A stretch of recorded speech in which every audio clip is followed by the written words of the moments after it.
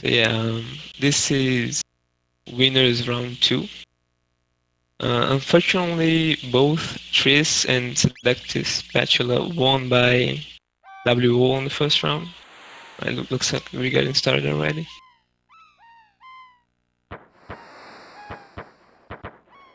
Alright, I'm back. Magus and Jerry both got a bye on the first round, so this is basically everyone's first race. A decent time for this race would be, I guess, for new runners, sub 2 is a pretty good time. Sorry, a pretty good measure of the skill, and for veteran runners, sub 155 is pretty respectable.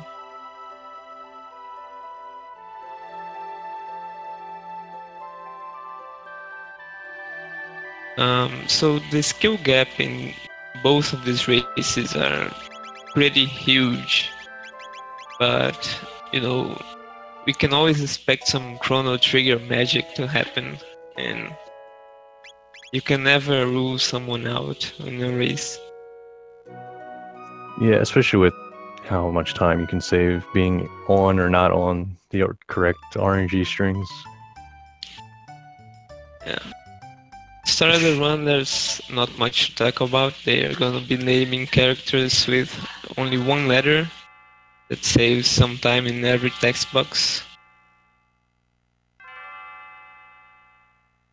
Mario and Luca are the ones that saves more time, followed by Chrono and Ayla. Should we try to explain like how RNG works, or I think now would be a decent time to do that, maybe? Yeah, go ahead. I don't know, like, exactly. I can explain it in a very layman way, but for like just to start the run, you have to make sure you don't have any save files, and that will put you on the correct string of RNG. Like if you imagine a line, and it's got sectioned off parts to it. So like when you first say, like when there's no saves and you mash your load, well, you don't have to mash, but you load your game with no saves, it puts you at one point on the line. And depending on what fights you get in or how many fights you get into, it'll push where you are on that line forward. Hopefully that's a decent example. Yeah. So like, for instance, if you get into like a fight that you're not supposed to, it'll push you further into the RNG that, you know, and it will take you off the quote-unquote script. So like, for example, the first fight, well, I guess this might not take you off the RNG, but you want to do specific things during that fight. Like you want to attack a certain enemy first before another, for example. And then there's a skip you have to do. There's the bird skip. If you get into it, skips a fight, but if you get into that fight by accident, it sort of messes up the script. This game is like 95% scripted, pretty much. So it doesn't have that usual JRPG RNG stuff that you usually get from other games. The biggest factor here is manipulating the RNG and knowing what to do if you get out of script. Yeah, and if you do get out of script, you can manipulate the RNG depending on how fast you, like, the timing in which you load in certain spots. Like if you get off RNG, you can reload and get right back on the script, assuming you loaded correctly.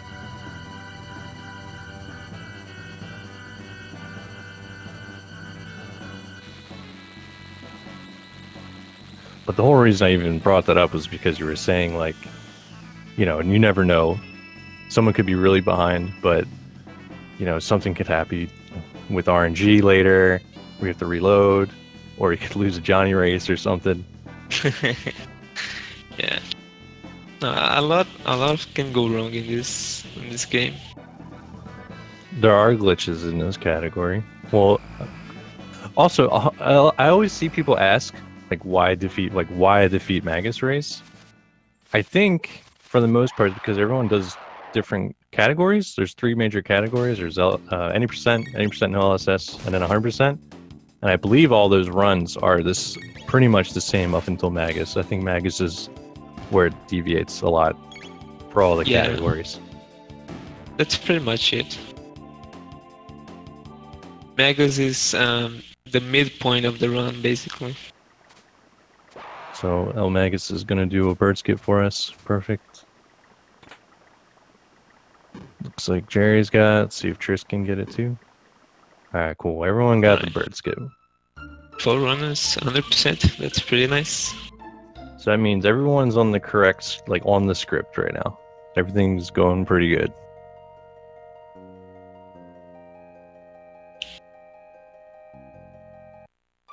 Yeah, another thing that Chrono Trigger deviates from other JRPGs at the time, there are no random encounters. Every encounter is on the map. Some are hidden, but you can pretty much avoid every one of them, which you are gonna be seeing.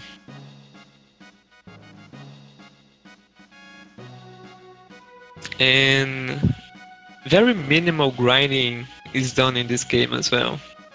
I think pretty much the only section they will be grinding is right at the start to get a double tech, which is also something introduced in Chrono Trigger. What a game.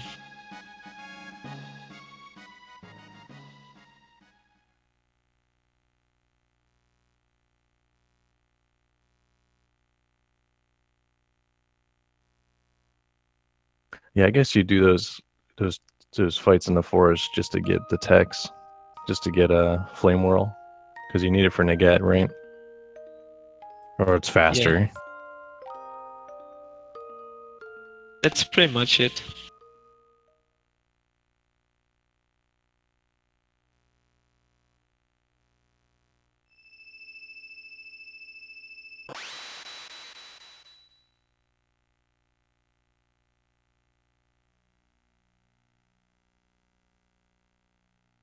Yeah, there's gonna be you can expect to see a lot of glitches in this run. Yeah, there's some nice skips. Sure.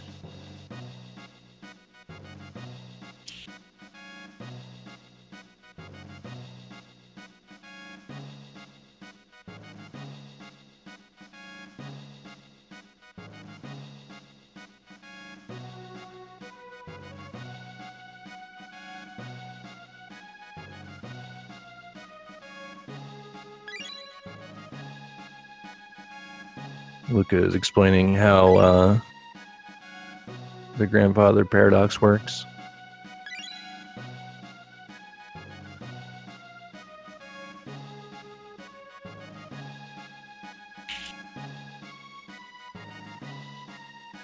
A blue piccolo gets your grandmom and it's over, dude.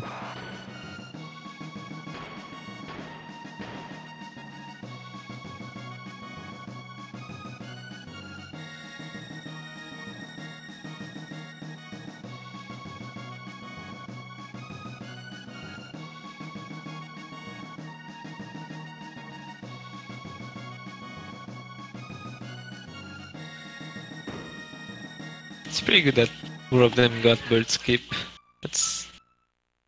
Yeah, it's really frustrating. At least I always get really frustrated when I mess up the script in the beginning. Yeah. Okay, so right here yeah, go ahead, I'm sorry. we have the fights that we need to grind for tech points. In this game you get tech points alongside experience points that you need to learn new techs. And when you learn a tech with a character, some combinations of techs leads to dual techs, which is exactly what they're getting here. They want a fire wheel so they can fight against the Nagats.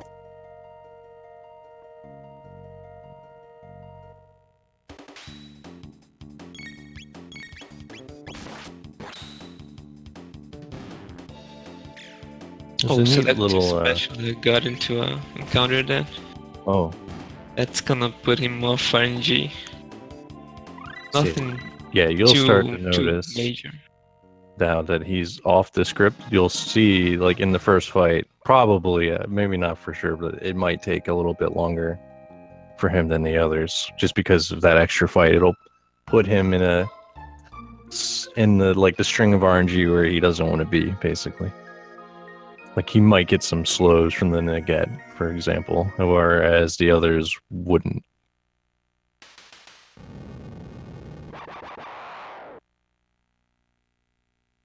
And that's an interesting route he took, though. He skipped the other fight because he already got the tech. Yeah, it makes sense. Making the most out of the mistake, I guess. Yeah, whatever works. We'll see how And so- Magus gets no slow or anything. Relatively fast fight.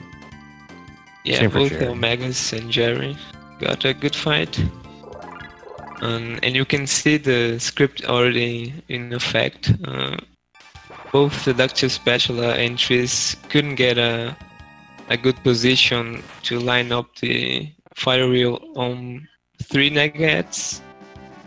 So Yeah, even if this you're fight off a little bit, happens. you get like stuck with 2 instead of 3, and it's really it can be pretty frustrating.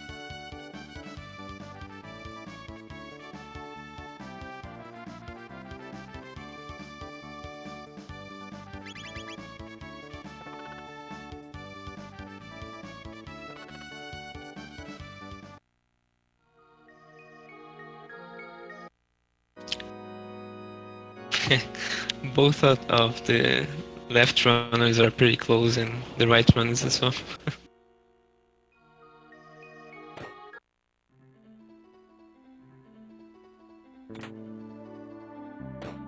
My Jerry got the backup revive.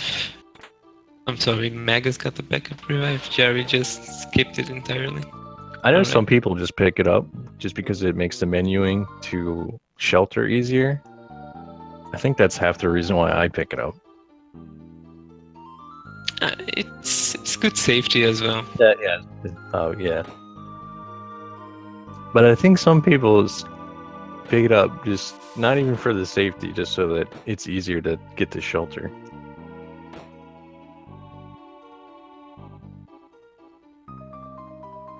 Yeah, I guess that there are many ways you can item route on this game.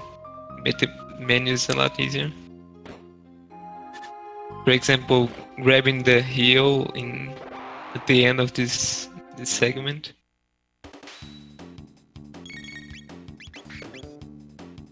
Alright, both Jerry and Magus coming up in this fight here, Yeah, and they're scripted as well.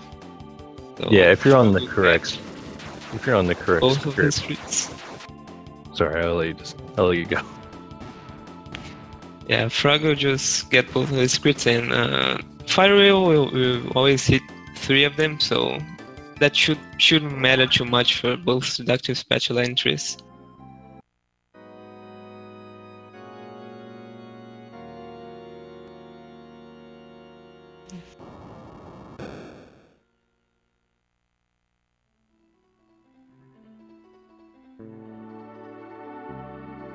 Alright, so we're coming up on the first, I guess, glitch. There's going to be a fade out glitch. Do you want to try to explain this, or you're more comfortable with me explaining it? You can go ahead. I'll do my best. Basically, he's triggering the door so that, when you hit the door, you go through it. But you cancel that by going into the menu and opening and closing it to move to the save point. So you're basically storing the door trigger and running to the save. And when you do that, you land on the save. And then they also performed an unequipped glitch, which I'll explain after all this. But the whole point is you want to get to the save point. And then when you let your menu close all the way, you go through the door and it stores the save so you can save anywhere. And what they do is they run past the boss trigger and then they save right after they trigger the boss, basically, and then reload, and then the game, it goes, oh, they ran past the trigger, and they're moving around, so the boss has to be defeated, and the boss just sort of dies. Hopefully that made sense.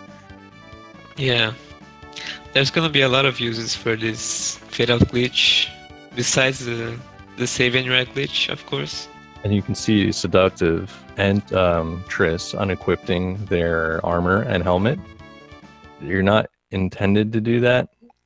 It's a glitch as well. But what it does is it increases your magic defense, and then in the North American version, it also increases your magic attack. For I don't know why. Only it's exclusive to the US or the American release of Chrono. I don't think it's in any other version of the game. I don't know anything about PAL or anything, but in in the Japan version, you can unequip your armor and it boosts your defense, your magic defense. But the American version has the added benefit of boosting your magic attack as well.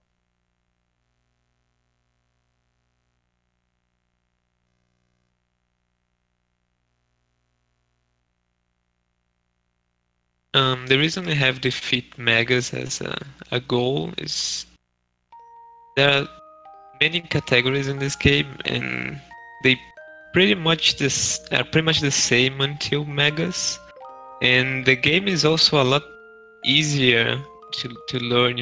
The first 2 hours of it.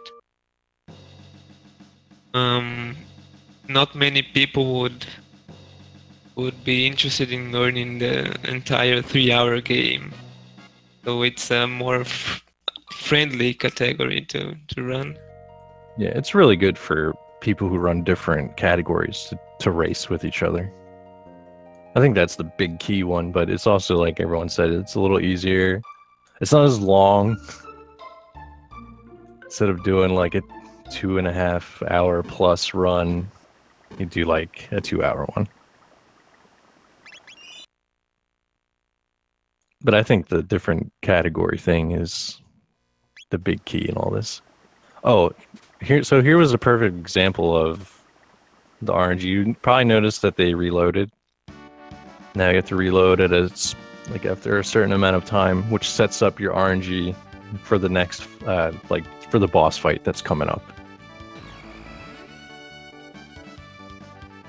Yeah, that's a very convenient reload, because you can also do what we call a reverse bird skip, because when you reload, instead of getting a hidden battle there, the bird shows up and you can skip it. Yeah, you can reload in the jail cell, but it's obviously really convenient that you can skip the bird fight there and do the reload.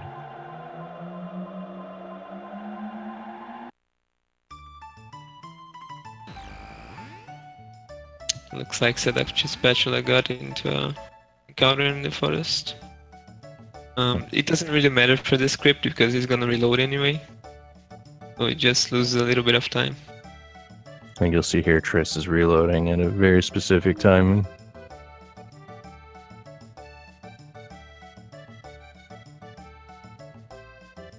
Also Spatula as well.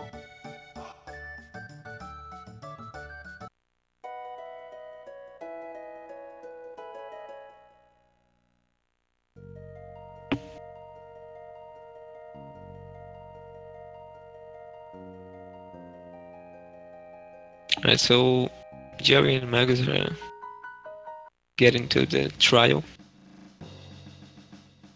And the start of the game, they did some pretty deliberate stuff to,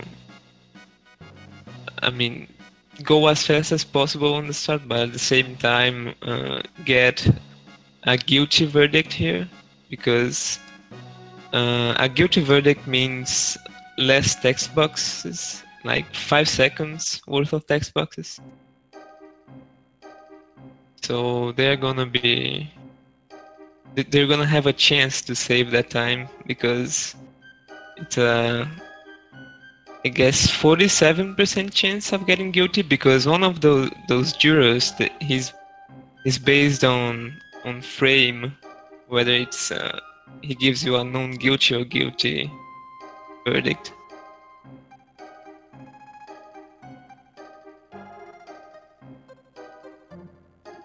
That you're gonna see them both answering the right stuff as well, because if you answer yes to both of those two questions that are gonna be asked here, I did, and yes, in that case, you're gonna get a longer cutscene, and it obviously gonna waste time.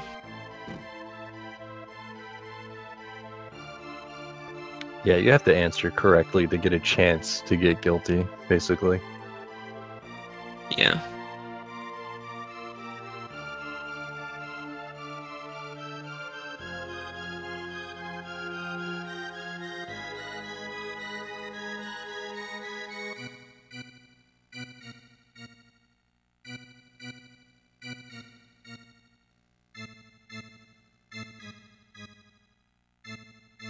Alright, so let's see what Magus gets here.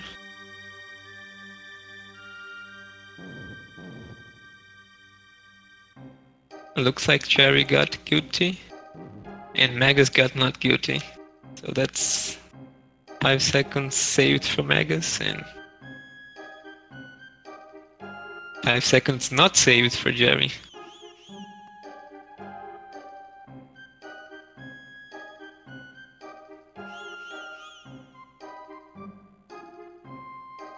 The verdict is always defined by the second juror, by the way, so...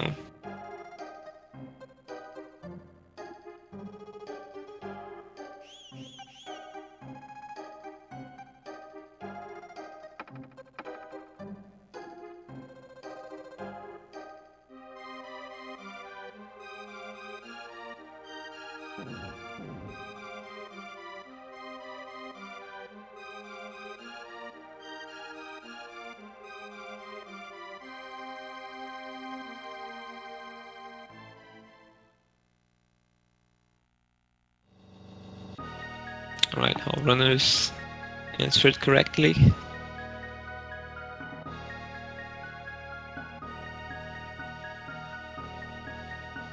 Let's see what Triss gets.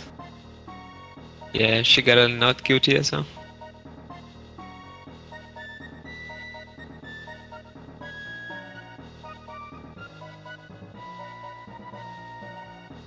And SeductiveSpatula got a guilty. So we got 2 guilties and 2 non-guilties. That's pretty nice. I mean, 4 guilty would be nicer, but unlikely. So this fight coming up, you can check to see if you're on the correct RNG. Jerry's doing a safety save just in case, so he can reload. Well, you want to see Jerry get do 60 damage to this guard, which will kill the guard in 1 turn. And then that's how you know that you're set up correctly for the boss fight coming up. If not, I'm assuming he'll try to reload. I know he mentioned that he thinks he might not have loaded correctly. So keep your fingers crossed. I want to see that 60. There you go. Oh, yeah, he got it.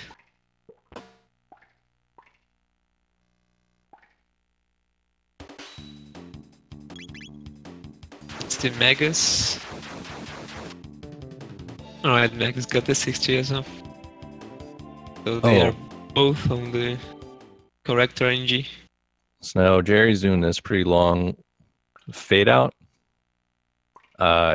It would be faster to just run away from this fight, but it keeps you on the correct RNG for the boss just to skip this fight. At least that's how the script is set up for you to skip that fight, because it ends up being faster. Oh, yeah. Boy, okay. So you don't want those guards to see you. Yeah, and Jerry, he barely got it. that you saw that guard turn at the. I don't know what the amount of time you have with that. I know it's pretty tight when they turn like that. Yeah, the first guard is okay. You have a pretty safe window, but the second guard, if he wants you to get caught, if he wants to get you, he will. Like, there's nothing you can do about it.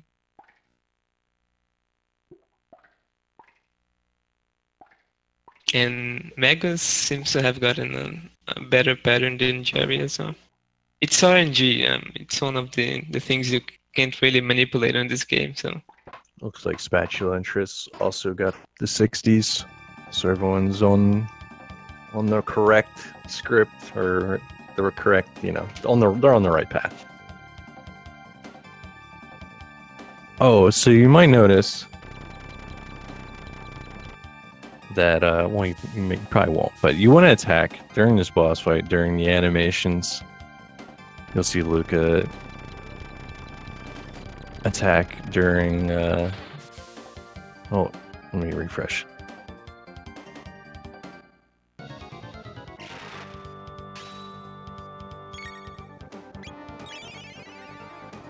Alright, so sorry about that. So you'll notice during this fight that, you want to attack during animations, like during when, like, the Dragon Tank's healing. You'll notice Chrono's attacking. Helps you stay on the script. Or that's how the script was made. and you can see Jerry, he stayed in Luca's menu for a while because if he waits there and he closes the menu and open it immediately, he can kind of let Chrono's Cyclone cancel one of Dragon Tank's attacks, and that saves a little bit of time. Yeah, that's actually a pretty neat little trick. You sort of mash Cyclone and get into Luca's menu, and then you like release the Cyclone by closing Luca's menu. And it sort of like gets that attack in. I'm not sure how it works, but it's pretty neat.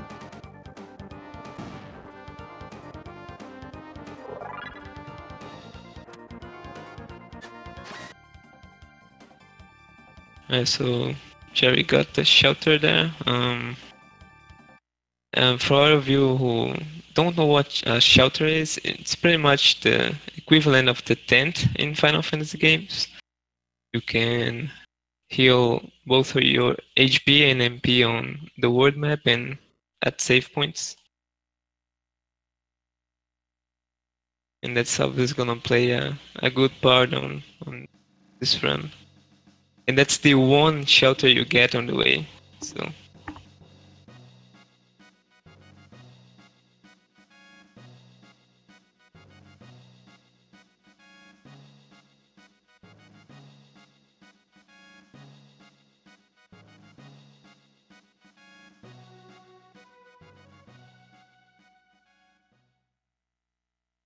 let's see if SeductiveSpatula entries can stay on script.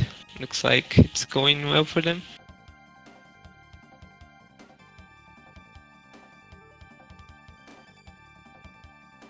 Alright, Spatula finishing up the fight.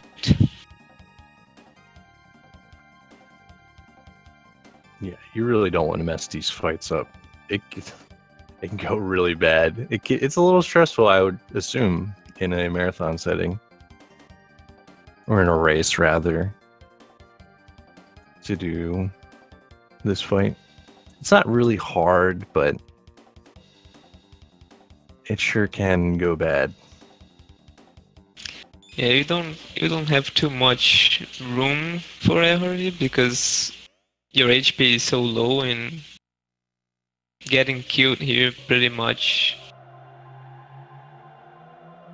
loses you like 3 minutes at a segment, because you have to. The only, I guess you do have a save point before him, but it's good to be on script. I don't know. Yeah, you'd have to do it off script if you save there. I don't think you can reload it there. like Yeah, correctly. there's no backup reload for him, unfortunately. All right. So Jerry's on the lap 16 and he's gonna be using those rats to skip some fights. He's gonna keep their text boxes that they stole you, and once those text boxes are up, you can pretty much just walk over triggers and not care. Yeah, I think it works because you get the tonic, and then the rat steals from you. So there's like another text box that's queued up, and I think because if there's a text box queued up, you can just walk over fights. I think that's how it works. And lap 16 is also the place where you get the Berserker, which is one of the most useful items on accessories on this run. Yeah, they do steal money if you don't have the tonics, but even if they stole all your money, it wouldn't even be a big deal at this point. Yeah, money is not an issue on this run. You always have enough to buy everything you need, which is pretty much just safety heal items.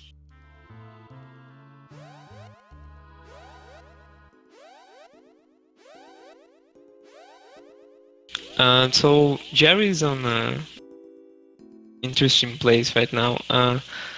You just skip the Guardian, and you do that by changing your control scheme. So the menu doesn't open with X.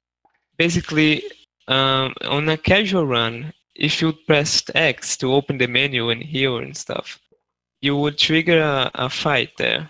But since you changed your control scheme, that doesn't happen, and that allows you to use the fade out glitch to skip Guardian completely.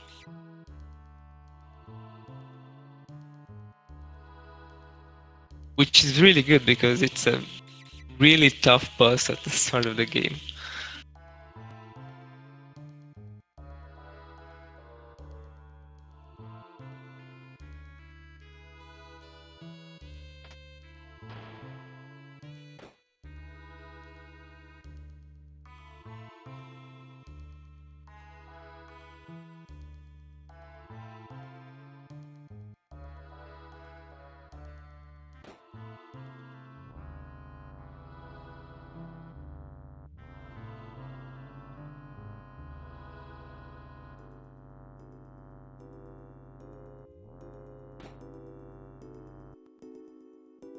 Right, Jerry is gonna skip half of a cutscene here with the fade out glitch. Both Triss and Spatula are pretty close. I mean, one mistake from both Magus and Jerry could turn this around, I think. Yeah, especially with the race coming up. If someone misses that, I don't know how much time you lose, but it's pretty significant. I think it's 40 seconds, something like that.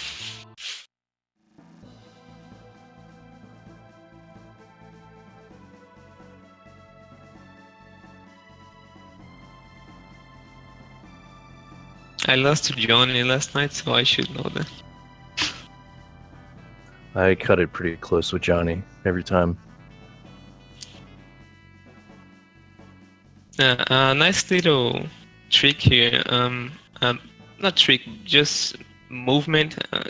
They're gonna be moving diagonally on those stairs because if you just hold right, you're gonna grind against them. And you want to have a good movement here so you can skip those bugs, just like Magus is doing. Right? He waited, but he could have just went past it. Guess he waited for safety.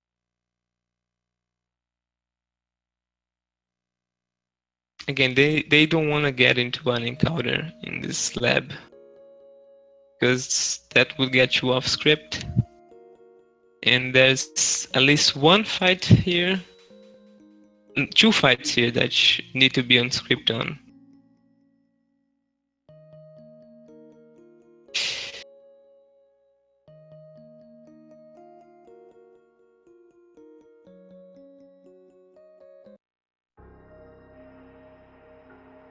Spatula is already on the cutscene. And Jerry is getting to the Johnny race.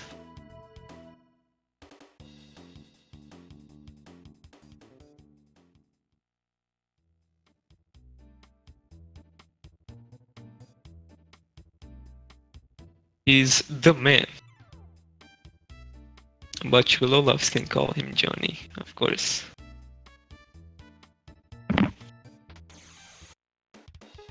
Yeah, and this race, the safer strat would be to just keep bumping behind him. But you can also do that Jerry is doing. Each time he bumps into you, you gain a little bit of time. So you want to keep doing that until the race ends. Yeah, you want to bop him. Look at these bops.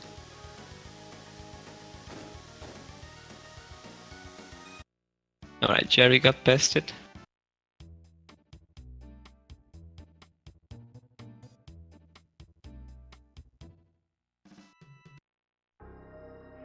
And Magus is having a pretty nice race. Yeah, he switched to a very safe setup right at the end. Just to make sure nothing goes wrong. Yeah, this fight here is on the script. Marl is a little bit sunburned, but that allows her to get some very nasty critics.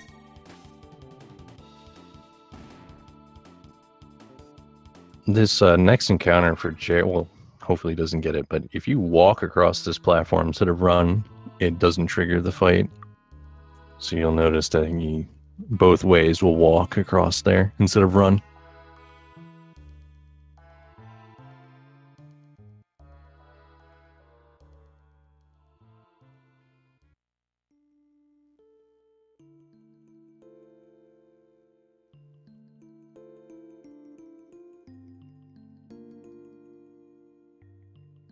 Alright, Spatula on the Johnny race as well. Nice, he's going to the bump strat as well. Usually it's not very recommended for new runners. I think in the tutorial as well, the recommended strat is just bump behind him instead of in front of him. But it's nice to see a new runner doing this. Right, he got it.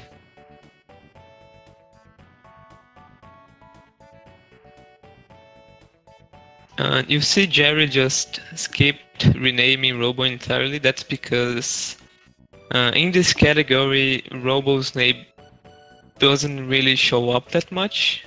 So it doesn't save any time to actually rename him. Of course, you can rename him to Bobo like Magus did. For good luck. Right, Triss on the Johnny race as well.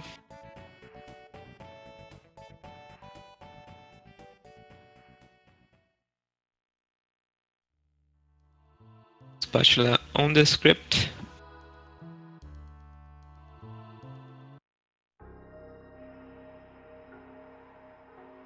Oh, looks like Triss lost the race. Oh no.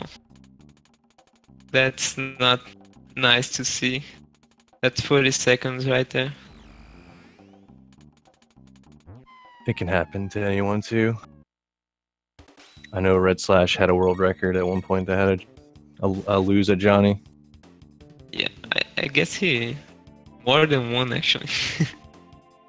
Back in the day, losing Johnny races just meant you get world record.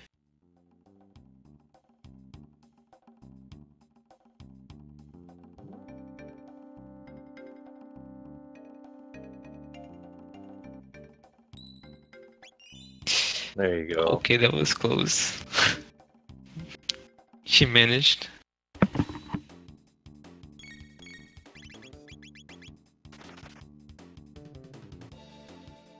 Yeah, so Magus and Jerry are already past the point where the RNG matters. Pretty much the script it's gonna be worthless here because those enemies that Jerry is about to fight, their patterns are completely random. Yeah, this can be a major pain. All right, that's a good pattern. You want to get as much greens as possible, or pretty much as much similar colors as possible. This is a good one because Jerry can just take care of those 3 greens or take care of the reds and continue the fight. And these greens are gonna die right here. This is pretty good. And Magus got a 5 green, which is pretty much the best you can get. This the easier to deal with, for sure.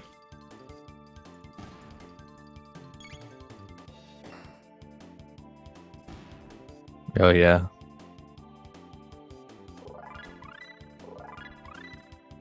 Yeah, see, this was why I was happy this was a 4-way race, because the 2 on the left are so close. They're almost in a race of their own.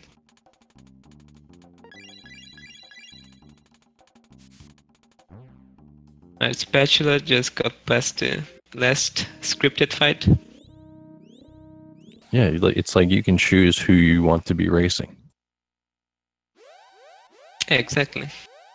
However you want it to work.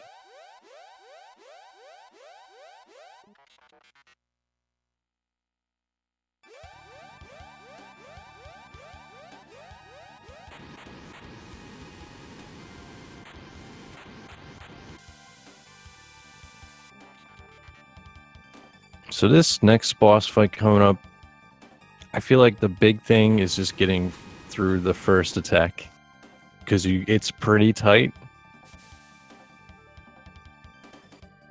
Like all the you want to do like double A taps to get into your first attack. Yeah, it's every attack you get on this fight is pretty tight. So yeah, like if you are a little too slow, you can lose a lot of time. Just because they'll get like extra tackles in or whatever, and it feels like it takes a lifetime. Spatula got a 5 red, which isn't as good as a 5 green, but it's still pretty nice to deal with as well. Reds are a little bit tanky, so Yeah, their defense is insane.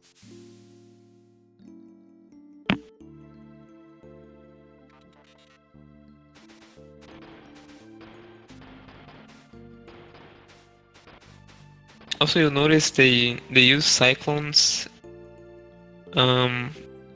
They want to use cyclone until they're 8 MP. Oh yeah, you do not want to go below 8. Yeah, bad news. That's Frowntown if you go below 8. You're gonna need a cyclone for this. A lot of cyclones for this next fight.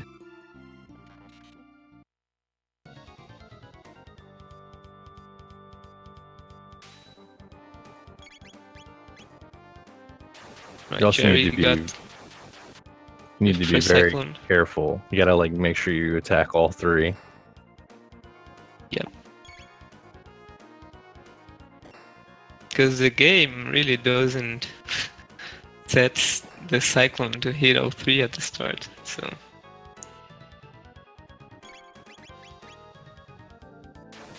As you can see, he hit the front row first, and he's gonna kill the back row right after, because that's just to make sure they don't trigger a counter attack.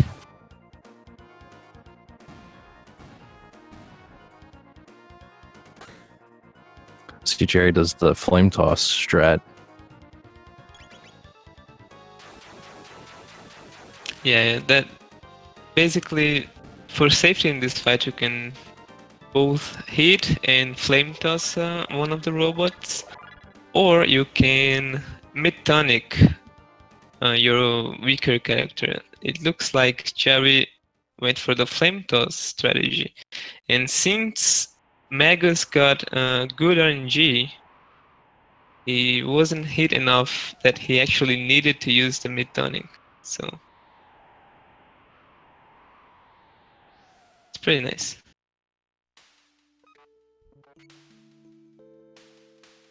Yeah, depending on how your slime fight goes, you might have to heal. And apparently Jerry forgot to heal, but that's all good. He's a god gamer. He got it figured out. He just knew. He knew he didn't have to heal. It was all planned. It was all planned, yeah. And one thing I forgot to mention, the Zabi password here that Triss is on. You can just buffer and hold every button. XABY, and it's gonna work. You don't need to actually do it on sequence.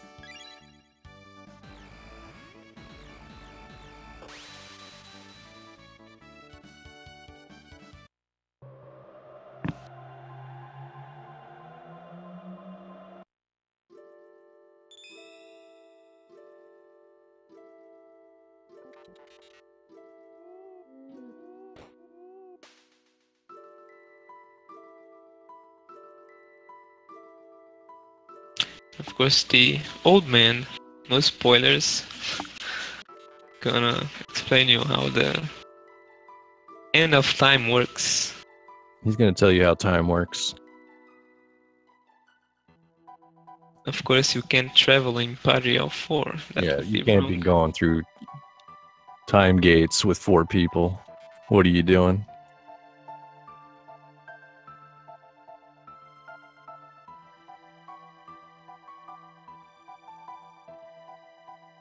It looks like Spatula. How does Robo travel through time without artificial skin? That's the real question. Okay, so Spatula is in a little bit of trouble. Okay. He got hit there. And that can happen if your cyclones are a little bit late. But fortunately, he only got hit once by one robot, so he should be fine. Get this next cyclone in. Alright, that's good. He got it. I hope you're all believing in magic right now.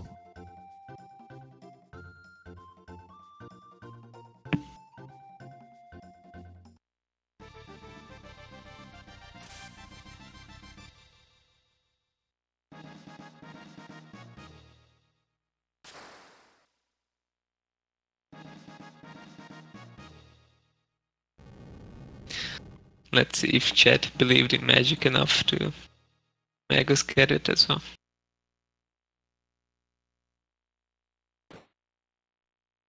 Yeah, he got it. Good job, chat.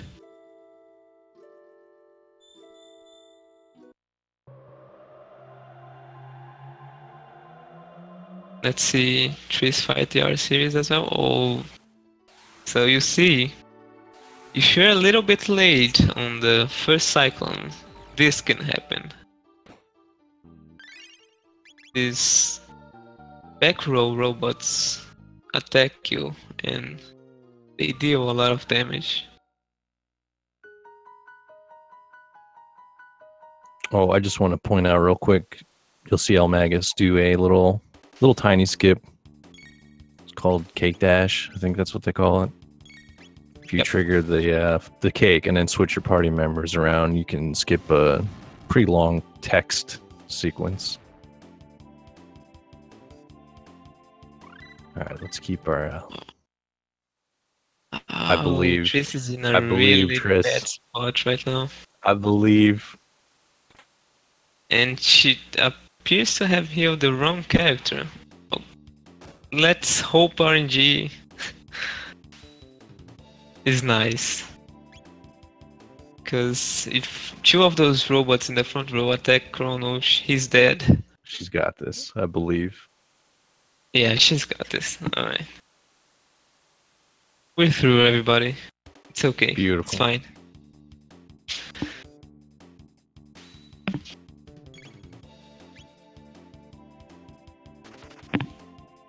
Very scary.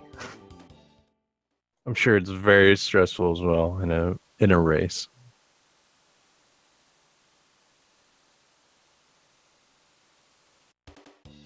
Yeah, so Jerry doing a fatal glitch to skip a fight there.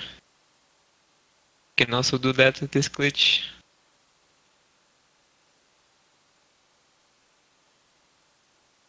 And of course he's gonna use it again to get a save anywhere. Yeah, we got a pretty cool boss skip coming up here for Jerry and Magus. So he just took off Marl off the party because next cutscene he's gonna have less lines. Yeah, this is similar to the first boss skip where you're saving past the trigger and then the game thinks because you saved past the trigger that you must have killed the boss, so they just explode. This one's a little bit tight though, because yeah, it's a little harder. If you have to save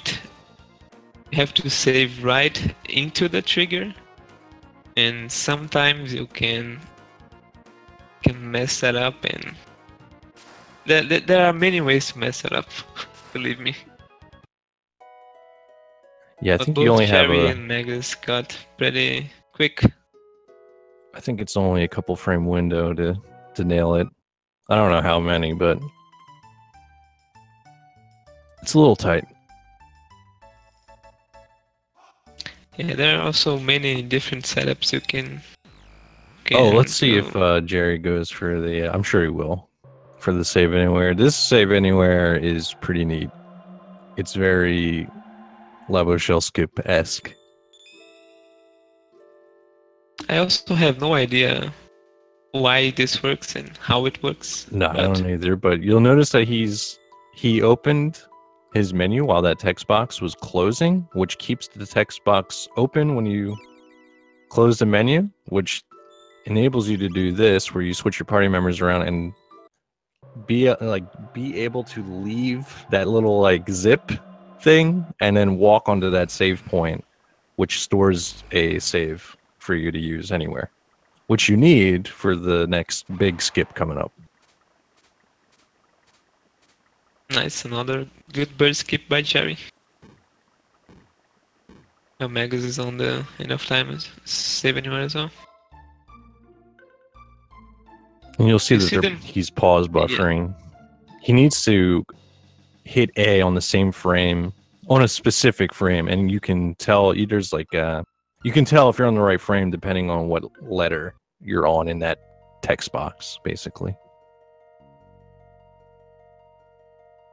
Yeah, 70% of the frames are good for the enough time save anywhere. If you've ever seen a 90% run, you probably know what a Labo Shell Skip is, and it's pretty dumb. Reliant on those frames and it's dumb, but other frames. It's pretty good. It's one of those good dumps, you know? Yeah. But yeah, because they did that save anywhere glitch there, they don't have to go to the cathedral now, which saves a pretty hefty amount of time. Because if you don't do it, you'd have to go to cathedral and get the save anywhere glitch there. Okay, so Spatula is on the Hackron skip, and you noticed he went all the way right to the screen, and that enables him to have a safer setup. I guess you have one extra frame you can hit. And it looks like he couldn't do it. And then Jerry's doing the Zombor skip. Same premise, you're saving past the trigger, basically. You have to do it twice. It looks like Jerry might get it first try. I didn't notice if he had... I think, yeah, first try. Yeah, it looks like Jerry pulled through. This trick can be really finicky. sometimes you feel like it's no problem. You just, you know, bang it out. And other times it can give you a big headache. Yeah, Zombor is a little bit trickier than the other skips as well, because to move past the trigger, you have to kind of move in a different way. You have to release B like 3 times. There's a lot of setups, but the most used one, you have to release B 3 times.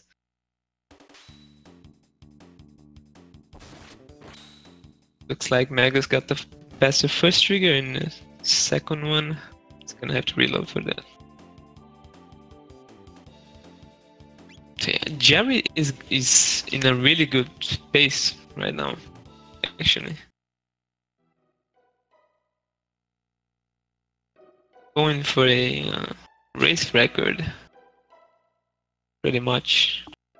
And Magus is right behind. You will see Magus. Jerry did this as well, but there's a little skip here. You might have missed it.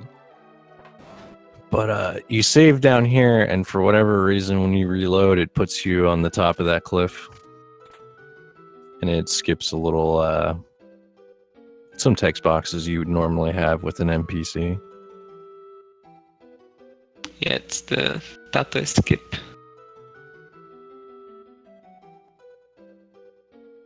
And the mountain here is a really good example of how much we avoid encounters in this run, because there's a bunch of them here and we ignore all of them.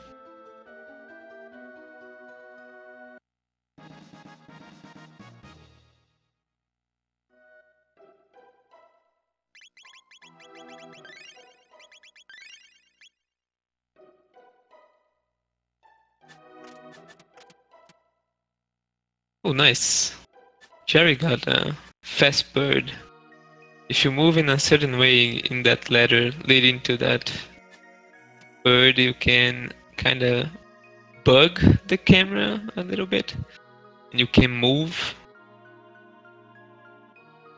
which you generally can't do.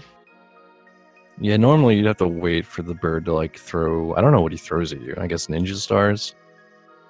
But you don't really gotta wait for him to do an animation so that you can run up that ladder. And Jerry's getting into Masamune.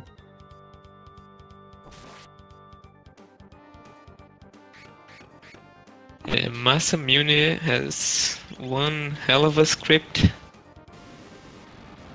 As you can see, Chrono has the Berserker equipped. So there's a little sunburn as well, and all this fight is scripted. Every move they're gonna make here is gonna be buffered during animations. So every 2 Chrono attacks or 1 Chrono attack, they're gonna be doing another magic with either Robo or Luca.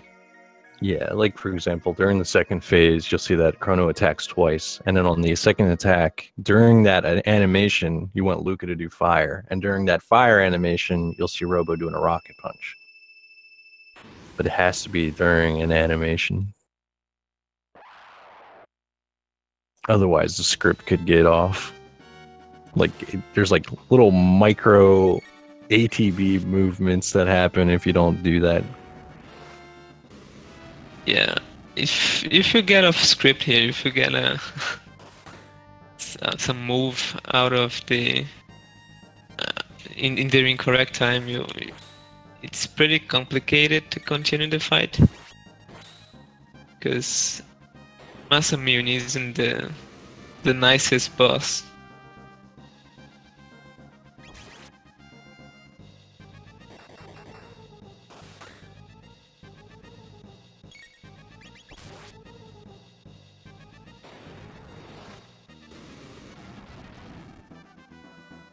And you gotta watch out for Robo's ATB as well, because depending on what his ATB is, which I believe it's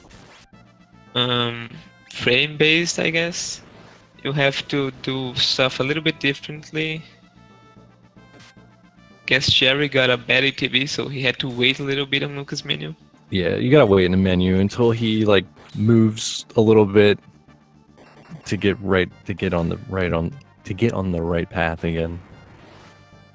You want like Robo's ATB to be 3/4 of the way full. Can be a little tricky. Alright, Jerry's on the last move. Hopefully this kills. It does. Good stuff. And this pace from Jerry is so sick right now. Yeah, Jerry's going off.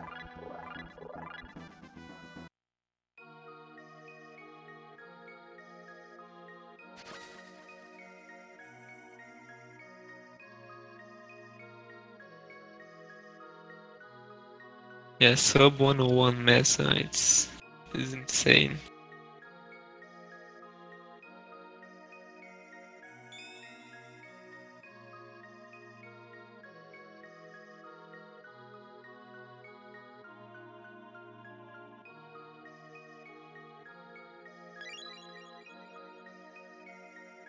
Right. Magus almost at the end of the fight as well, and Triss seems to be having a little bit of trouble with the second part of his Umber skip. But that seems to be a good lineup.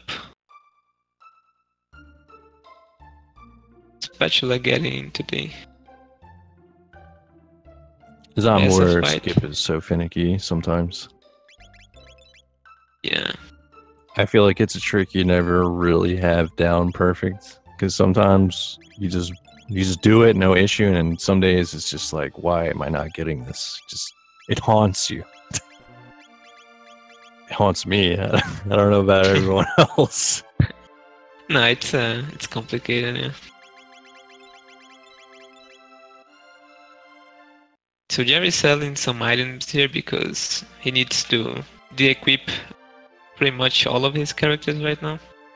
Yeah, you need like to make sure that there's not an item holding a spot, otherwise you can't unequip, so you got to get rid of stuff. I think that's how it works. Yep.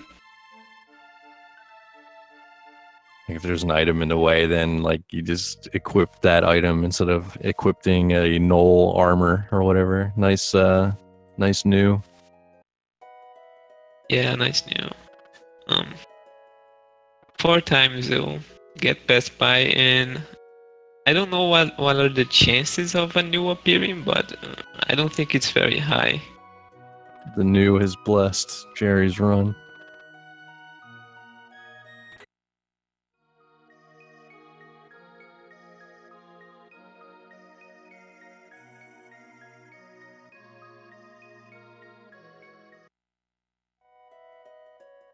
Yeah, I think Triss is having a little bit of trouble with her notes right now.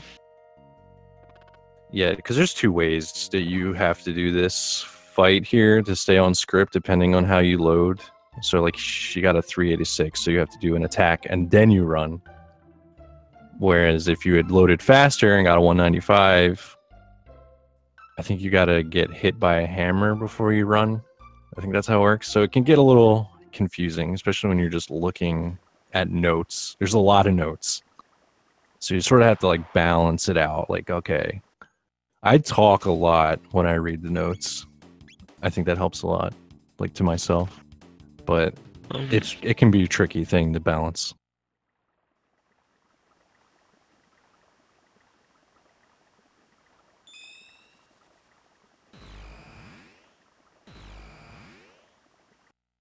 It can be very stressful, especially if you get lost in the notes during a boss fight. I think Spatula is doing a bit of an older version of Messamune script, because he's using a lot of fire punches, and I haven't seen that in a while actually. Yeah, I'm not even familiar with that strat, unless he's YOLOing it. but you seem to think that it's an old strat. So maybe it's not YOLO. Yeah, that's the strat. I think that's the strategy used to do like a year ago, maybe. I remember there was a lot of changes happening with Masa. Red Slash was coming up with different stuff. Yeah, Red Slash and Drunken Draconian should definitely be credited for this fight because they worked a bunch at it and really fine-tuned it to the version we use. Yeah, there's a lot of great guys in this community that have done a lot of work in this game. So Jerry is at the past, and he closed a few text boxes there in a specific time for these reptiles to line up for that slash. Depending on when you close the text box, they're gonna change their positions in this fight.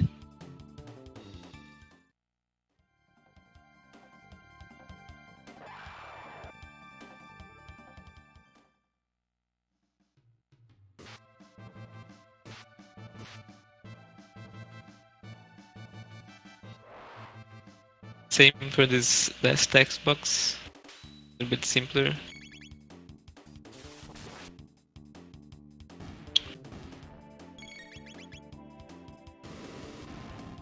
Alright, Jerry went for safety there. You can slash, use Chrono to slash those two last reptiles and save a little bit of time. But it's kinda tight, and Luca gets killed if you missed. So going for safety in a race with his time, it's very understandable.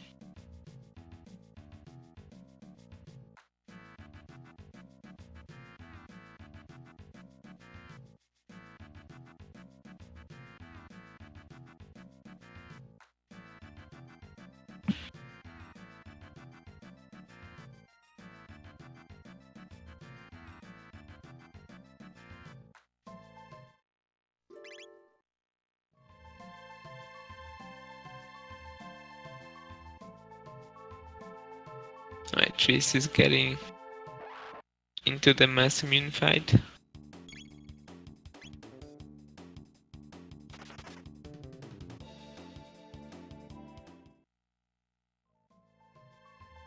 Let's see if I think Magus always goes for their slash here. Let's see. Yeah. So the slash's animation is a little bit faster than flame tosses, so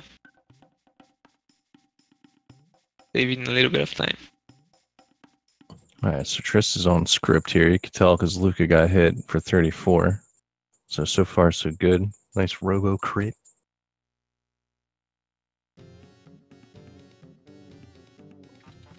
This is a really tough boss fight to learn if you're just starting out the game.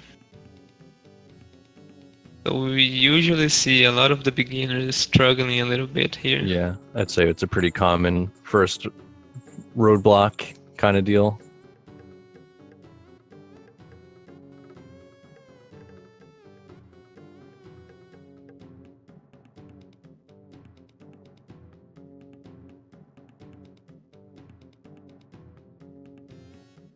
Oh yeah, Jerry, also good to mention, Jerry took out Marl from the party and put Robo in the place because Marl is a terrible character.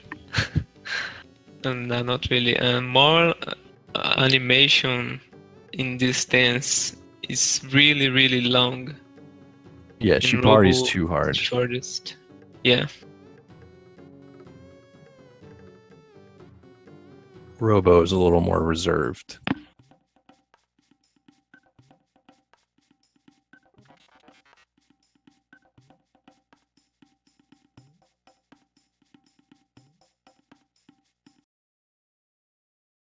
Warley. We want Warley in Smash Ultimate.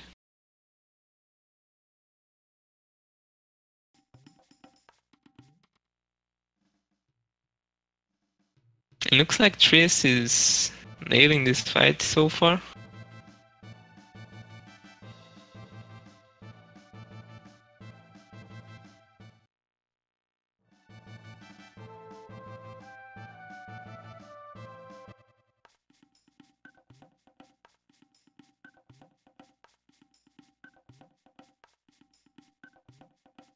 Oh.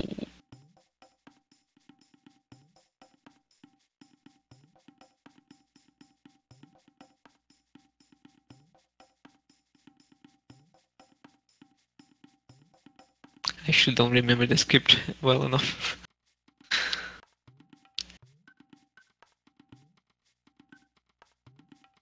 Okay, this should be the last hit. Nice, good stuff from her. Perfect massive fight.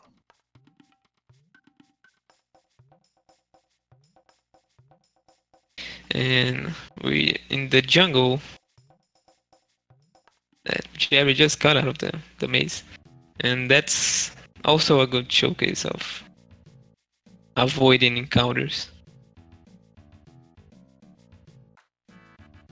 Yeah, because one extra fight will put you off the script. Yep. And Jerry should be hit for 34 and slash. All right. Because even if you get into one extra fight, it's not a lot of time. But when you're off the script for boss fights, it's can be significant.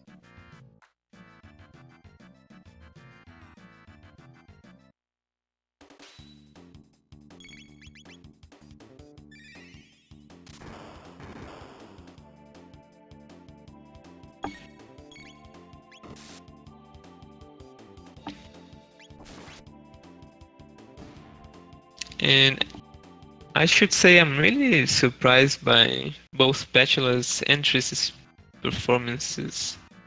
Like, I hadn't seen them run previously to this, and considering how much long ago they started running, this is really good.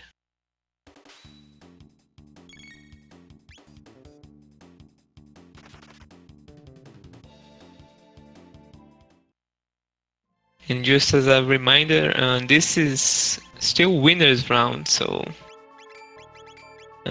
double elimination format. If one of them gets knocked out here, they're not out of the tournament.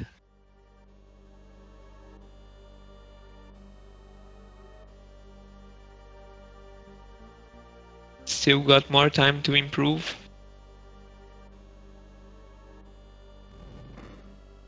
Alright, Jerry's about to fight Caleb hard here. Absolutely jacked. That's a good name for this spell, actually. I'll be using that one. Please do.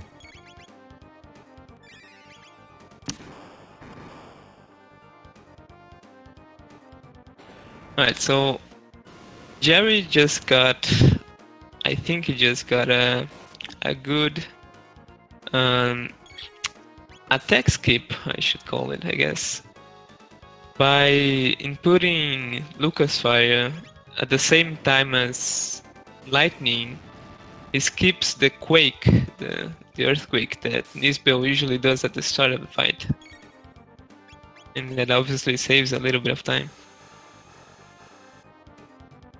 I just want to point out that Triss also got a new. Nice.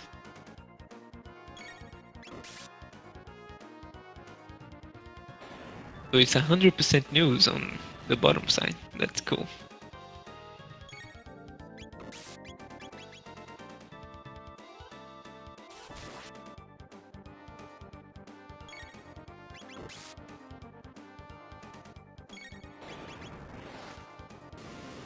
And Magus is closing in the gap against Jerry as well, even though he's not really racing against him.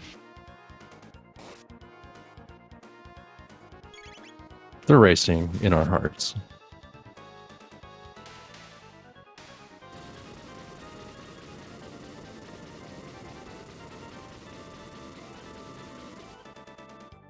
Alright, good news ball by Jerry. and I didn't see, but I guess Magus skipped the first Quake as well. Oh yeah, just to alleviate any confusion, they are racing. The races are left to right. So elmagus is against Seductive and Jerry's against Triss. Just so no one gets confused about me joking around about choosing your own race.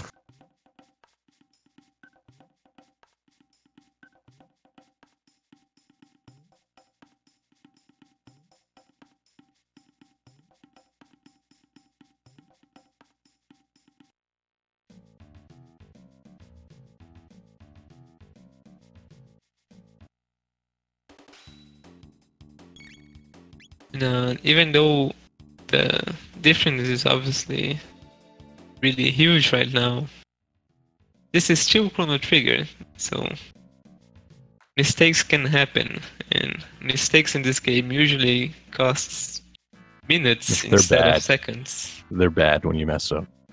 Yeah. I mean, if you're off script on any of the next bosses, like with Flea or Slash, it can be absolutely disastrous. Especially Flea. You don't want to be off script with Flea.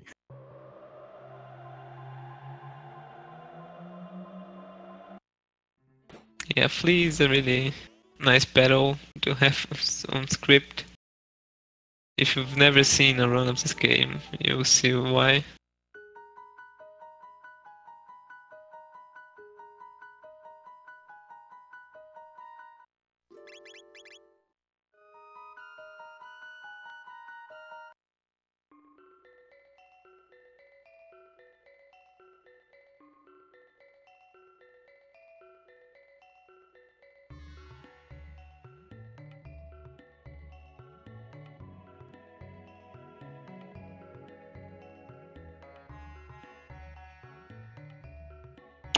And really the most impressive thing about the rule runners is that they are managing to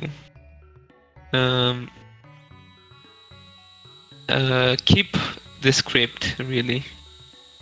That's really a tough thing to do, like keeping on the script without resetting, having to reset for backup and stuff.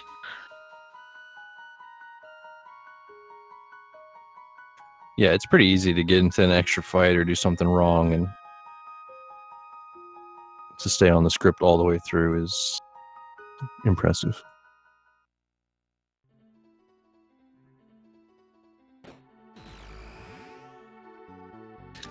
Jerry is just doing stuff now to progress with the story, really.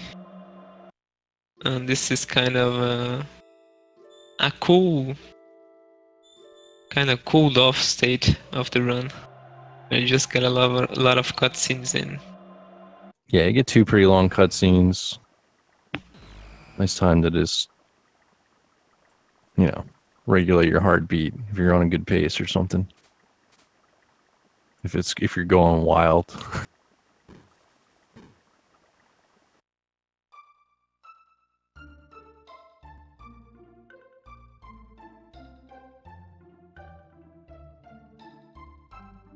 I think Jerry is on the best pace of his life right now. And if I'm not mistaken, he's playing on a keyboard as well. I think he, oh, another one. He got 2 news. Yeah, this one is It's 100% blessed. I think he got into real hardware though, right? Or I don't know, maybe I think I know when he does play on emulator, I think he does like keyboard, but I think he does usually play on real hardware. But I don't know. Could be wrong. I don't know, he seems to be traveling a lot, so he said he was playing on keyboard, I don't know. I've heard him but mention if he is before. Playing on keyboard, that's pretty amazing. I've heard him mention before. Maybe I might be confusing him with Red Slash, but I think I thought it was Jerry that he said that he likes keyboard. No, that was probably me actually. Well, then yeah. All right, I don't even know who said it. Somebody likes keyboard out there. play on keyboard, I think it's really a lot better than playing on the controller. And you know, it's not like Super Mario 64. You get those axes on. It's a D-pad, you know. Yeah. So yeah, if I could play on a original console and on a keyboard, that would be I'd really agree neat. with that. If you can play on a keyboard, I think it would be superior. If you're willing to commit to that or you're used to that.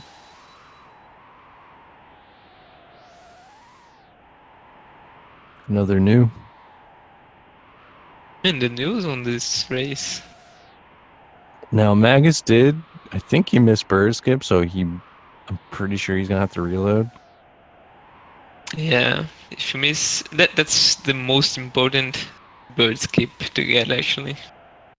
Because if you miss it, you have to reset. I mean, I guess the first one is more important because you lose more time, but this one's pretty huge as well.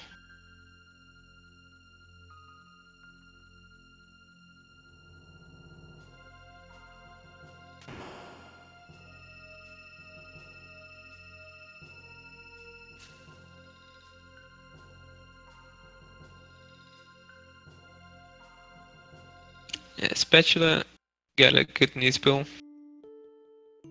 On a pretty good run as well. I don't have his string open, so I don't know if it's a season PB pace.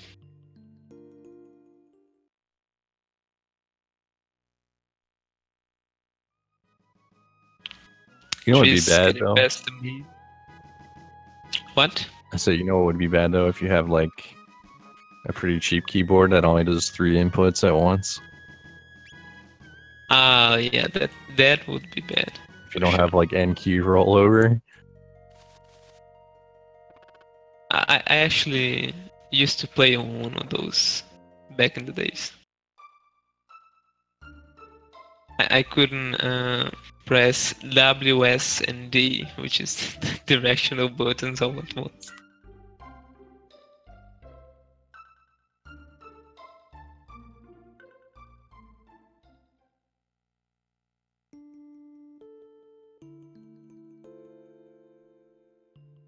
I don't know, keyboards is mess race for me. That's just how it is.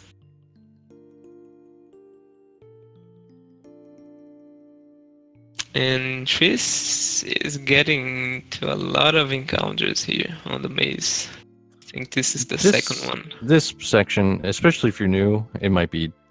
I think it can be difficult to remember where all the triggers are. It's not the end of the world. This bell is... It'll lose time, but it's very doable. Yeah, if you're gonna lose script in any boss fight, this bell would be the best time preferred one. Yeah.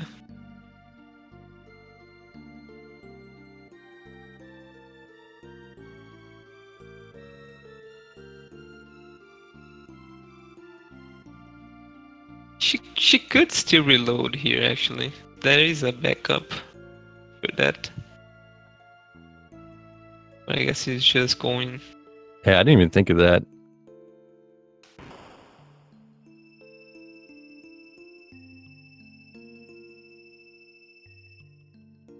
I wasn't sure if there was a reload.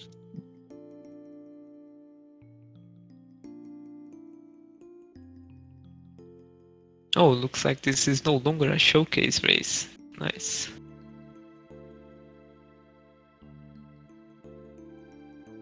There we go.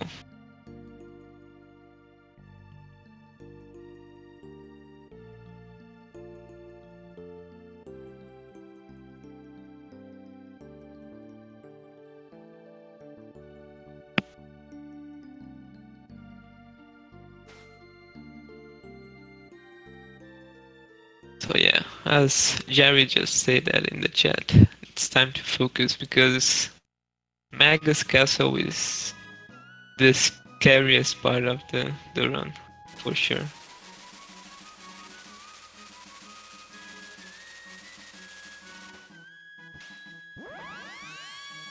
definitely when things gets interesting.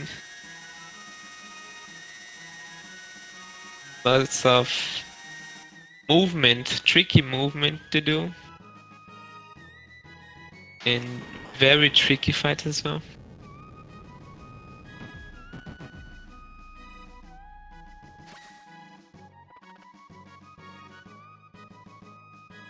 Frog's so tough, dude. Now, you'll see here, since Jerry is on the right RNG, you'll see someone get hit for 19, right? Yeah. Yeah, 19. That's an indicator that you're on the correct RNG. It's always good to see those numbers. And you noticed Jerry, as soon as he entered the cave, he kept the diagonal down, because that bat, which I believe it's Magus on skies, if he gets you, you enter into a fight. But if you run long enough from him, you can actually avoid him and skip that fight trigger entirely. So yeah, you'll probably see Magus. Oh, I don't know for sure, but I'm assuming elmagus won't get the 19, and we'll have to reload. Yeah.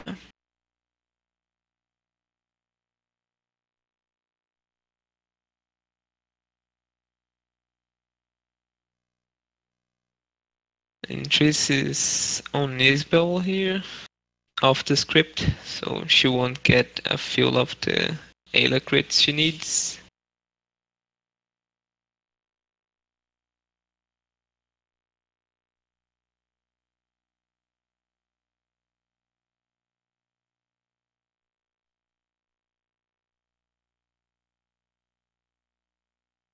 Yeah, you might have to do an extra lightning in this fight.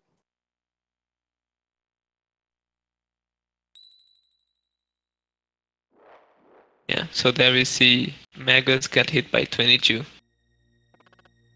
And that's indicative of bad RNG. Yeah, so you'll definitely see him reload before the flea fight, otherwise it'll go very bad.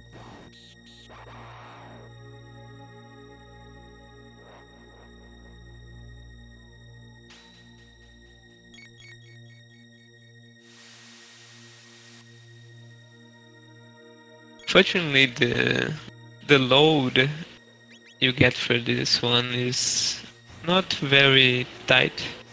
You have like almost a second to get the save. The load, I mean. And Magus used a scrolling method. Yeah, I was gonna say, it looks like if you're bad like me, use a metronome. That's cool though. I never really, I never looked into like setups for reloads like that. Yeah, back in the days when there wasn't a metronome, people didn't know you could use a metronome. That was the preferred method, scrolling.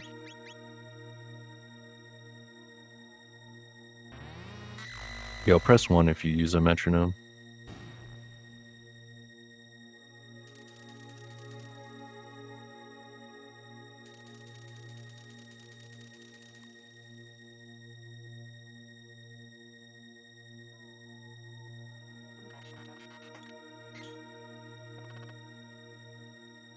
Shoutouts to metronomes.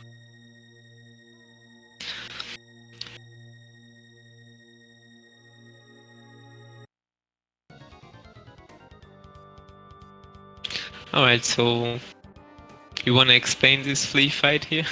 I don't know exactly how it works. It has something to do with frog speed matching fleas. And basically, she just doesn't attack you. Yeah. And frog just goes nuts. He attacks for 16 turns, and then you do like... And that's pretty much it. Like robo attack, and then during that animation, I think Chrono does a slash. But for the most part, you're just sitting back, I count the how many hits it is. The last hit's always a the 16th hit is supposed to be a crit. Yeah, there are many ways to count this. I wait for a 154 sequence of 4 hits and a crit,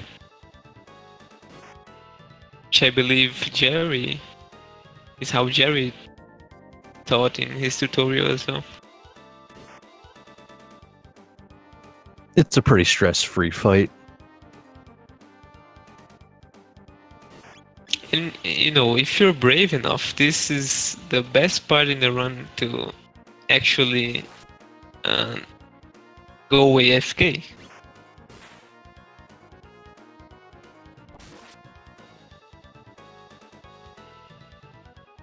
Yeah, I don't know. That sounds a little scary. You could do it though, yeah. Just want to grab a water.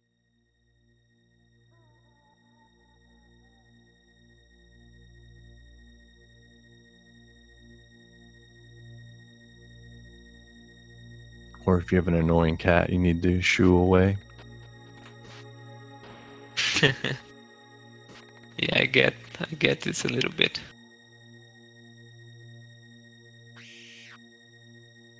Yes, this is two 1v1s.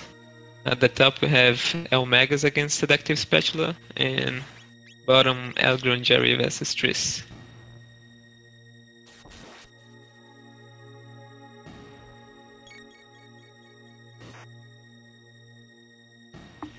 Jerry progressing right now, gonna slash these 2 last dissidents. I feel like Slash is easier than it used to be, but it's still scary. Oh, definitely easier than it used to be. This is not a fight you want to do off the script. It can go very bad. Yeah, Slash has some moves that pretty much kills your character if you don't have enough HP. And yeah, like a lot can go bad. If one of the character dies, Frog keeps attacking and he might finish the fight with one of the characters dead. And if Chrono is dead, he's gonna be underleveled against Magus. So you maybe want to do an extra fight or just try to kill Magus underleveled. It's pretty bad. Keep the script, guys. Keep on the script.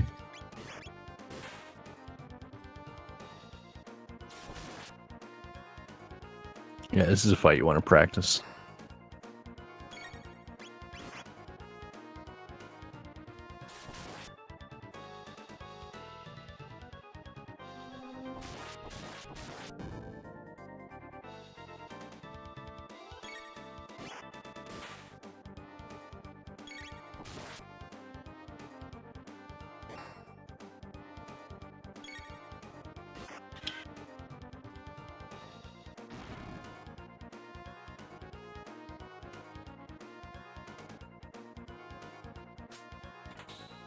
Right, Spatula's on the right RNG.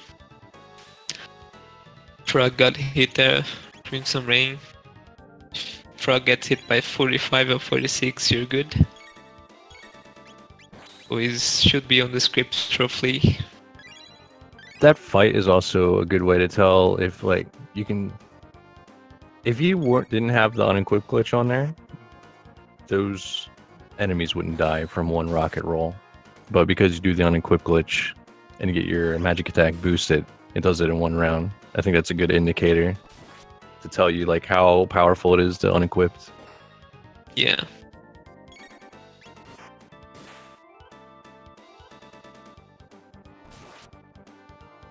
And also the Magus fight coming up is a good indicator of how much magic resistance you get. Yeah. I don't know how much it does in a normal playthrough anymore, but I know it's very... It's got to be more than double, right? Like, how much is it? I think base stat is 5, and unequipping grants you 15, so it's a lot.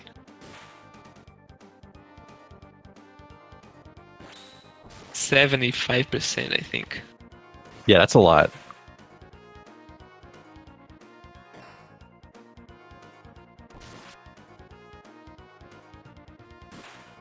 Good to note that it only gives you resistance to 3 out of the 4 elements. No, 4 out of the 5 elements actually. It's shadow, ice, no, shadow, water, lightning, and ice, I guess. I don't actually remember. Even know. Yeah. But yeah, shouldn't be important for the Magus fight. Because all the barriers that Magus does are manipulated on the script.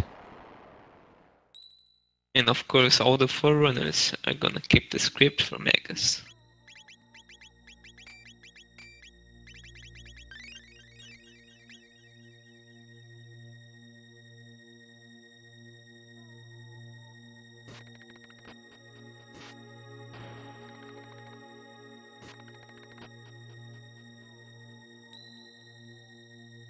Jerry got past Slash, so...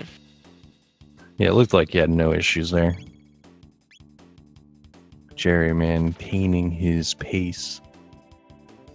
There's still a very hard movement segment coming up. So that should be the last thing we The Donkey look Kong out section. for. Yeah.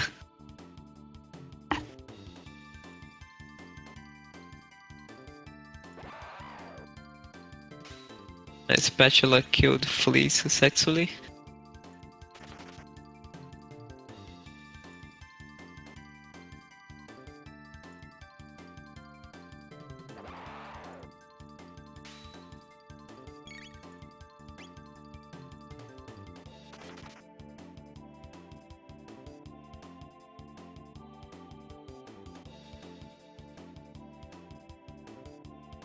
Oh yeah, by the way, you don't actually have to kill all the 100 beasts on the Magus Castle. You can run away from most of them.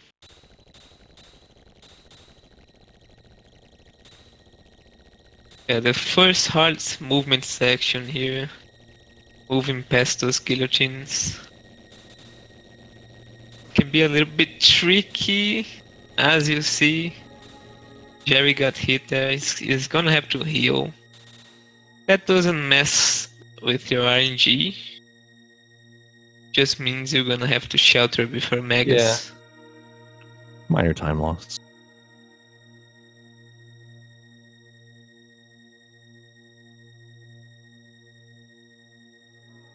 Now for the trap section. Jerry taking his time. Yeah, I don't lining blame up. him.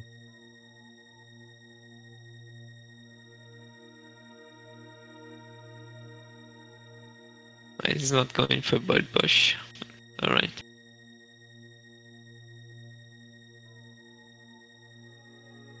Oh, he's gonna use his party to make this outlaw get out of the way. We can safely get past. And this is the last, one of the last fights.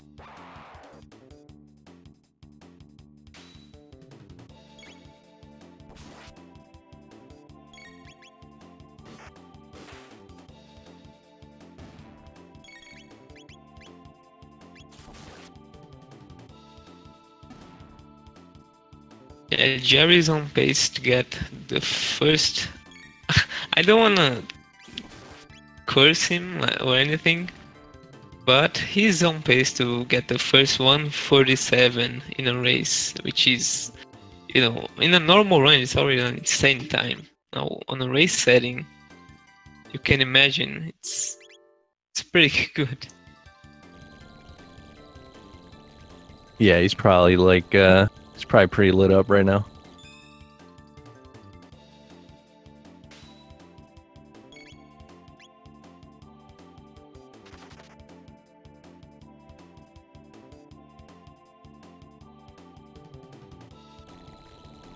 Spatula's doing the slash fight so far. No mistakes on the script, which is pretty good. Now Magus got past the pit traps as well.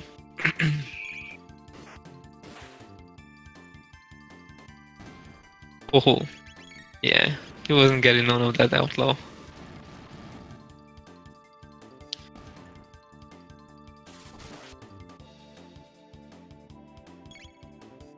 Alright, good birds, good birds.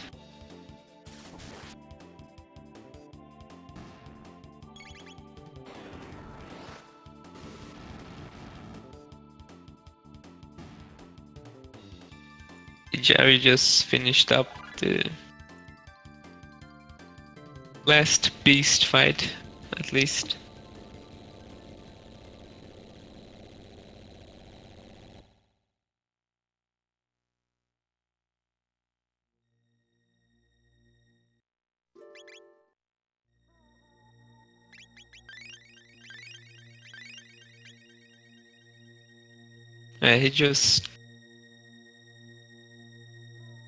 He healed using mid-tonic star, which I don't really know why. He could have just sheltered, and I think it would be a little bit faster.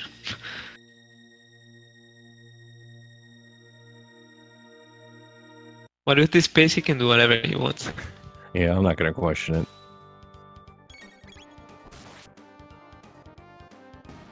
Right, 117. Let's see, this second one should be 124. Yeah, he's on. I think he's on the RNG. It's good. Spatula killed slash. No biggie.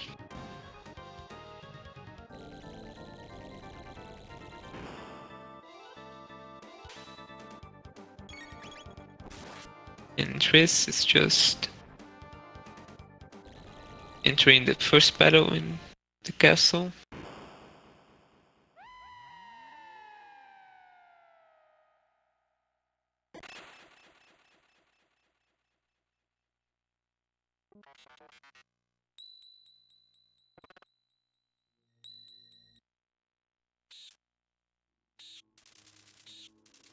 Yeah, I think Jerry's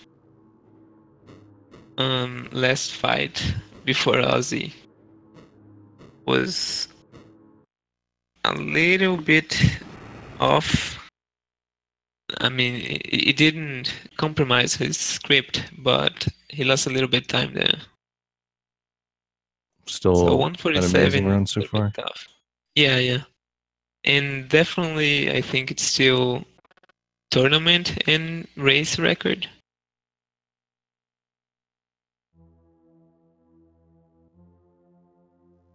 I think the SRL record it's 148, mid 148.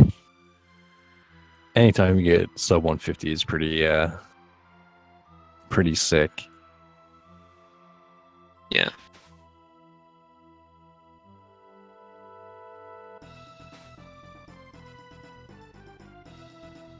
Right. Into Magus. And you're gonna see magic resistance in action. Shadow only hits Chrono for 18 damage.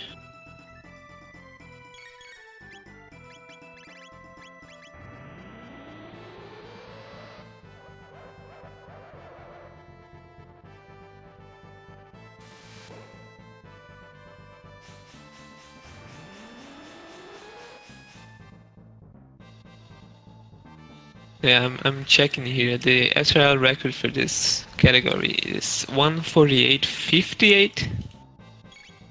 So Jerry should have this.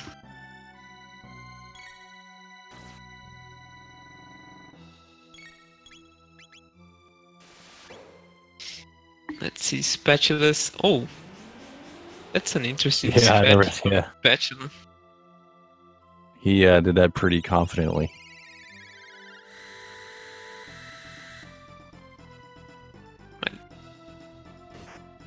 Waiting for that rolly. Meanwhile, as you can see, every Magus barrier is manipulated to get what we want. Usually lightning and shadow that hit the least out of all elements.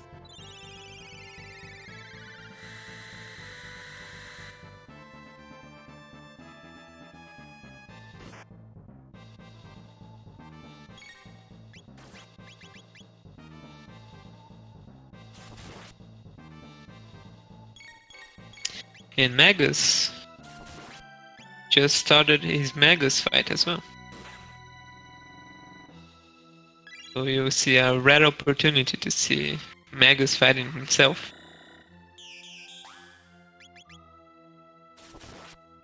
The Triss got past Flea, that's nice.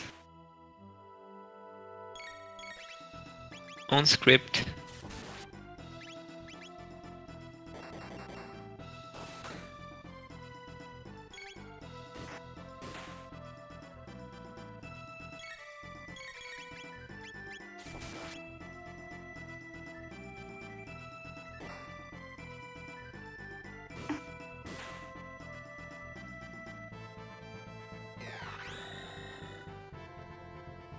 Dark matter doesn't really matter. Nice. Yeah, I was saving that one.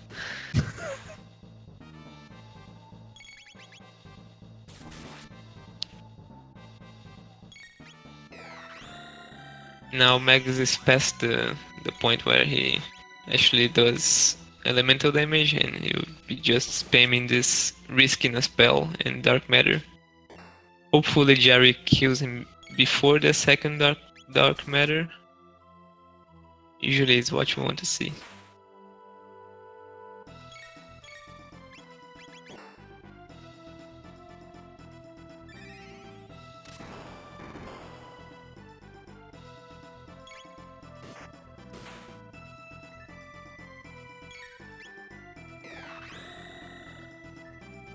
Okay, he got another one. It's fine. Frog dies, but Robo and Chrono's got this. Yeah, it's not a big deal in a Magus race. You just finish the fight.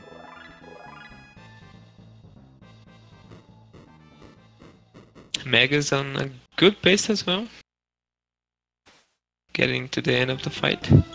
And with a 148 GG for Jerry. 148.10. Yeah. That was a sick run from Jerry. Yeah, that's a statement right there.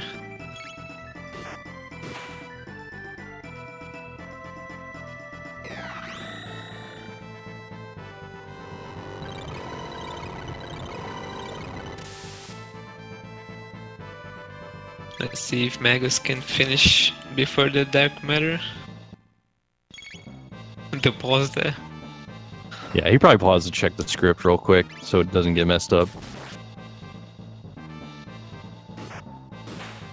I'm not sure. What was the Magus world record? Magus world record is at 147.34, I think. Yeah, so Jerry got really close. Like, that's nuts in a race. Yeah.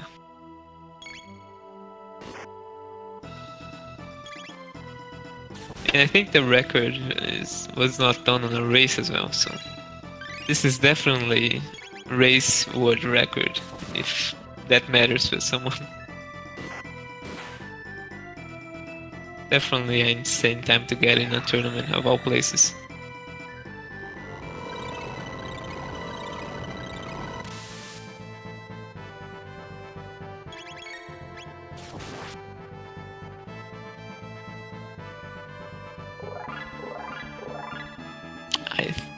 elmagus, I think.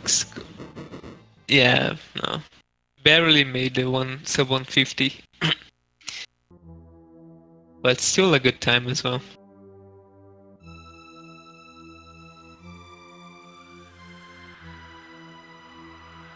Yeah, I think in a race, even like a 155 is considered good, isn't it? Yeah, yeah. Like 755 is usually what you want to get.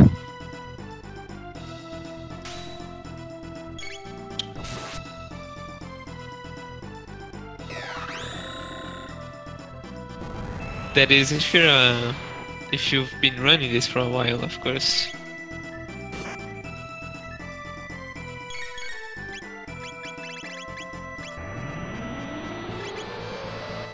And Spatula is was on a really good pace. I don't know what his PB actually is, because it doesn't have splits open, but it's pretty good.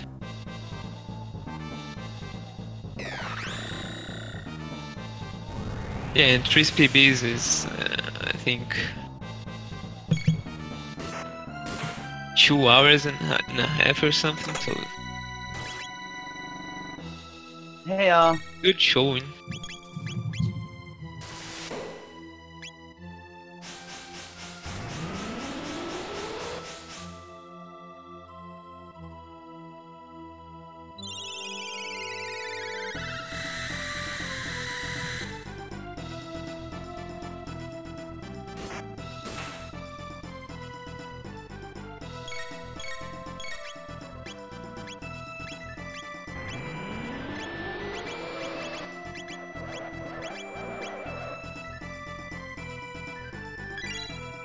Let's see how Spatula finishes this.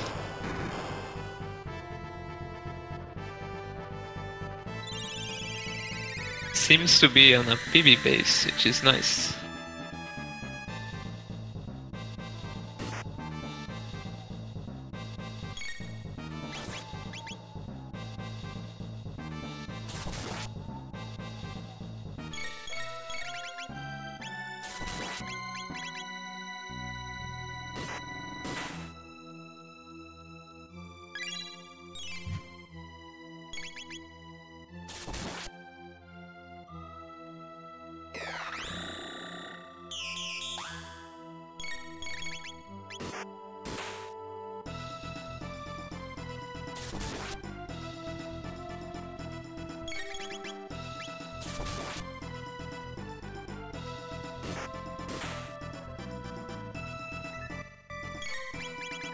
Little pause, checking the script. No shame in that, dude. Sometimes you gotta pause it real quick.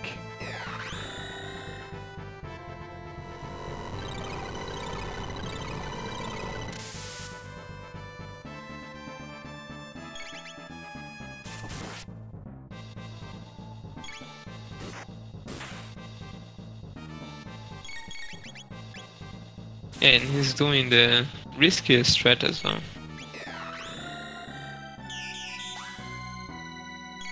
I think Chrono's a little bit off. The timing for this one is really tight actually. Yeah, when you're doing the you gotta line up like Chrono and Frog's attacks at the right time, and sometimes Frog, it looks like it's gonna be good, and then he says no, which throws it off just a little bit. Slash. Yeah, good fight. You got it.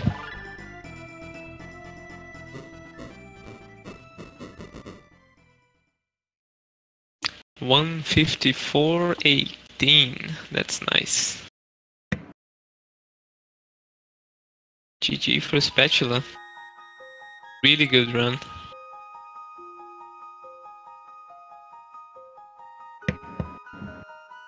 And looks like we got the runners here for a quick interview. How's it going, guys? Hey everyone. So you all had very good runs. I noticed there was a lot of news too. Oh yeah, I was really happy to get the double new on my run. I think Yeah. 3 of you got double news actually. Oh wow, yeah, I got double new Nice. as well. I think Magus got 2. I only had one, I think, maybe. I don't know, I don't remember. I was too busy being mad at having to reload. in the second run through. I don't know, dude. It was still a sick run. It was pretty good for me, honestly, aside from the end game. That was a bit sloppy, but other than that, the start was pretty nice. Pretty happy about that. Nice. Yeah, I'll agree with Magus. I got really nervous when I saw I was in like 147.30 pace, possibly Magus RTA world record, and I just completely choked after Slash. I mean, I wouldn't call it completely choked. I think that run was pretty good. Yeah. Yeah, thanks. But yeah, it was good. It was fun to race again. I hadn't raced in at least, I don't know, almost a year, I guess. Yeah, that was Yeah, like from the veteran runners, that was like an insane performance, and for the new runners, that was also an insane performance. So, congratulations to everybody, really. Thanks. Thanks. Yeah, but I know Spad, that's definitely a PB for him, and this was definitely PB for me as well. So that's pretty good. So yeah, I don't want to hold up the next race. Anybody watching, we got a race starting, as soon as we wrap this one up. So it's gonna happen between Otavino and B-Man. If you wanna stay tuned, same channel. So yep, that's it for me, I guess. Thanks for watching, guys. Yeah, thanks for watching, everyone. Like you And thanks said, for commentating too. yeah, no, again, no problem. Please follow